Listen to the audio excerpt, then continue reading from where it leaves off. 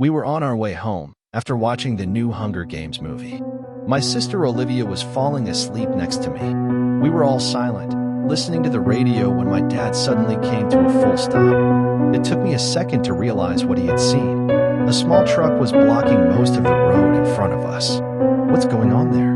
Olivia asked in a sleepy voice. That's when a young woman stumbled out of the truck and walked around it to the side that wasn't in vision. Her leg seemed to be hurt. She was grabbing the side of the truck to stay in balance. My parents immediately got into helper mode, seeing a person who didn't look much older than their children. I guess she was around 20 or so. "Steven, call 911. I'll go check if she's all right," my father said. "Maybe we should stay in the car and wait for help, honey. I've seen people tricking people into getting out of their car and dash. We can't just sit here and wait, Mary. There might be someone even more hurt on the other side." Before my mother could say anything else, he was already stepping out of the car. My mother opened her door to follow. "Kids, lock the car and stay inside." We were stopped on a quiet road. Around us were only trees. They slowly walked towards the other side of the truck. My father called out to the stranger. After that, we didn't hear anything else. I grabbed my phone and called an ambulance. "Should we check on them?" Olivia asked after a while. "I don't know," Mom said dash. Before I could finish my sentence, my mother appeared from the back of the truck. Her face had lost all its color. She was walking fast and determined. When she reached the car, Olivia unlocked the doors. She sat down behind the wheel without a word. Her expression was eerily calm. "Mom?" I whispered. "What's going on? Is someone hurt?" My mother didn't respond. And suddenly she opened her mouth as wide as humanly possible and screamed from the top of her lungs. I unbuckled my seatbelt, leaned over, and grabbed her by the shoulder. "Mom? Mom? What happened?" Olivia shouted and grabbed her door handle, but before she could open it, my mother had locked all the doors. She stopped screaming and took a few breaths before she hit the gas and started driving in reverse. After we were so far away that we couldn't really see the truck anymore, she turned around and took a different road to her home. She didn't respond to us. She didn't answer any questions. We kept asking about Dad, but she said nothing. Next to me, Olivia started crying, and then she took out her phone to call the police again. When we reached our driveway, my mother finally unlocked the car. Still silent, she walked straight home. Olivia and I exchanged a look of fear and shock. Then she jumped to the front of the car. "I'm going back. You go inside."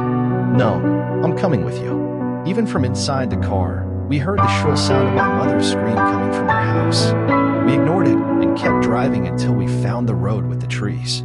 I kept trying to call my dad the entire time, but it went straight to voicemail. There was a police car waiting, but no sign of a truck. One officer was waiting by the police car. Another one was looking around the side of the road. We jumped out of the car and asked where our father was. The officer told us that they arrived a few minutes ago and that there was no sign of anyone. At first, they asked us if we played a prank on them, but when he saw our concerned faces and listened to our story, he said that they would follow us home and talk to our mother. "Don't worry, we will do anything we can to find your father," he said before we went back into the car. My entire body was trembling. I had never in my life experienced anything this frightening, and I couldn't stop thinking about my dad. I hated that he didn't listen to my mom's concerns. When we reached our house, the lights in the kitchen were on. The officers followed us inside. My mother wasn't screaming anymore, but we heard the kettle in the kitchen. We followed the sound, expecting to find my mother there. I almost cried in relief when I saw that it was actually my dad. His hair was greasy, and he had changed into his pajamas. "Kids, I've been worried sick about you," he said loudly, and then his gaze shifted to the two police officers. "Sir, are you all right?" "Dad, we've been trying to call you. What the hell happened?" Olivia shouted and tried to run to him, but one of the officers held her back. "I'm absolutely fine. Fantastic even. Except for the fact that I had to take a taxi home. The prices of that dash. Sir, we need to ask you what happened to the truck and the woman inside." My dad shook his head. "She was fine. Her car just wouldn't start, so I helped her, and then she drove off. All good. Was there anyone else with her?" My dad shook his head. "May we talk to your wife? She already went to bed, but I suppose we can wake her up." One of the officers walked upstairs with my father. while Olivia and I stayed in the kitchen with the other one and explained the situation one more time. When the other officer returned, he explained to us that my mother told the same story about the broken-down car. Apparently, my mother remembered that the stove was still on, so she quickly drove home with us. You could hear the skepticism in his voice, but there wasn't much else they could do. They gave us their number and told us to call when anything else came up or parents said anything. After they left, I went and touched the stove. It was ice cold. A little after that, my mother started screaming again. I hardly slept that night. We kept asking my mom what had happened, but she didn't answer our questions. My dad just kept telling us that everything was fine and sent us to bed. Finally, my mother stopped screaming and the house turned silent. The next morning, I walked down and heard the sound of laughter. My parents were standing in the kitchen, making pancakes without a care in the world. Olivia was already sitting by the table, staring into nothing in front of her, her expression empty. We locked eyes and I saw that she had slept just as little as I. "Morning, honey. Did you sleep well?" my mother said in a melodic voice. "Apparently everything is totally fine," Olivia said in a mocking tone towards me. I sat down next to her, and my mother started stacking pancakes on a plate and walked towards me. She stopped right in front of the table and dropped the plate. The shatters flew in all directions. Suddenly her face turned pale again. Her eyes were opened wide, and then she screamed again, looking at us the entire time. "Mom?" Olivia jumped up from her seat and grabbed her shoulders. "Everything is all right, love," my father calmly said. My mother blinked and looked at the ground. Her face relaxed. "Oh, won't you look at that? What a mess," she said and smiled at us. We went through the strangest breakfast we ever had. Olivia and I had stopped asking them what was going on. We didn't get answers anyway. Their attempts to distract us were only frustrating and scaring us more. After breakfast, I followed my sister to her room. Olivia was only a year younger than me, and we'd always been very close.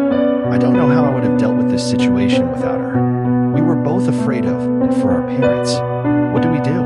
she asked after I sat down on her desk chair. "I don't know. Should we call someone? Uncle Freddie, maybe." We didn't have many relatives that lived nearby. Uncle Freddie was the only one, and he was still an hour's drive away. Not sure if he can do anything. They are acting like everything is normal. Except when Mom screams, Olivia said, and a shiver went down my spine at the thought of it. Something happened with that truck. "I just wish they would tell us," my sister whispered. "Me too. And Dad is acting even stranger. He doesn't even acknowledge her screams." We both sat there for a moment, lost in our thoughts when we heard the door downstairs close shut, and a little later the car started running. Olivia looked out the window. "It's Dad. So Mom's alone downstairs?" We quietly walked down the stairs and made our way to our living room. My mother was sitting on the sofa. In her hand, she held a needle and yarn, but she wasn't moving. She looked completely spaced out. When she noticed us, she slightly moved her face towards us. Her mouth opened, but this time she didn't scream. She just kept it open. I walked over to her and sat down on the ground in front of her. "Please, Mom, talk to us. I don't know if you're trying to protect us from something, but this isn't helping. We're old enough, and we are here for you. What happened last night?" She blinked and then shook her head as if she was just waking up from a daydream. Her mouth closed again. Her eyes went to me and then to my sister. "It's hard to remember. Something keeps blocking my memories. I know that something isn't right, but it's almost as if my mind keeps falling asleep. I can't control it." Olivia came closer and sat down beside me. "Maybe we should take you to a doctor. I mean, the screaming really scares us, Mom." My mother looked confused. "What screaming?" I swallowed. "Do you remember anything about that woman? We lost her." Her eyes opened wide. For a moment it looked as if she was smiling, but then her mouth opened so much that her face got all wrinkly. From the looks of it, it was as if she was screaming, but this time no sound came out. I just grabbed her by the shoulders and shook her. Finally, her expression softened.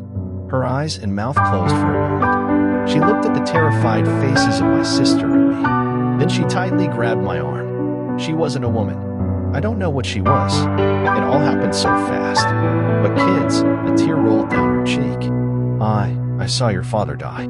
I don't know who that man is that came back to us." Dread filled my entire body. It felt as if a dark blanket was falling over us. I heard my mother's words, but I just couldn't believe her. I didn't want to. Suddenly, I heard the door slam shut. Olivia got up and pulled out her phone. She was just about to call an ambulance when my father walked into the room. My mother's face changed again. She was smiling, genuinely smiling. Mom isn't feeling well. I'm calling a doctor for her, Olivia said with a trembling voice. She looked at me and I saw how afraid she was of my dad. She was trying to get us out of here. My father took the phone from her hand and shook his head. No need. Your mother is fine. Everything is perfectly fine. I was actually thinking we could go to the cinema again tonight. I forced my body to get up. That sounds like a fine idea. I haven't seen the new Hunger Games movie yet. How about that one? He smiled. That sounds like a terrific idea. Yeah, I haven't seen it yet either, Olivia added. Can you get our coats from upstairs, Dad? He got up without a word and walked up the stairs. Olivia and I each grabbed one of my mother's arms.